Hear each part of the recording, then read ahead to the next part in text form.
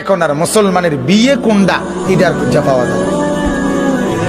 পুরা অনুষ্ঠানের মধ্যে সবই হয়েছে, বিয়ে হয়েছে কোনানে এটার কয়ে পাওয়া যায়। বুঝেন নাই কথা? গায়ে হলুদ এটা তো বিয়ে না, এটা তো ইসলামের কিছু নাই। এটা 70,000 টাকার গেট, এটার সাথে ইসলামের কোনো সম্পর্ক নেই। কথা বুঝছেন কিনা? পুরা প্যান্ডেলের ভিতরে এই বেড়া বেড়ি একত্রে ভাত খাওয়া, এটার সাথে তো ইসলামের কোনো সম্পর্ক নেই।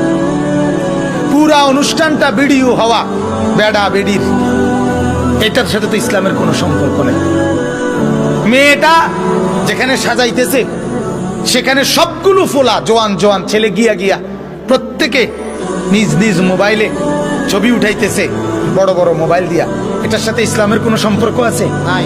ছেলেটা যেখানে বর বয়াইছে, হ্যাঁ, তার লগে যে জোয়ান জোয়ান বেড়ি মহিলা মেয়ে এই অসভ্য করে যে লগে বসাইলো, হ্যাঁ, কতগুলো জানোয়ার, কতগুলো নর্তকী পাশে যে বসাইলো, এটার সাথে ইসলামের কোনো সম্পর্ক আছে?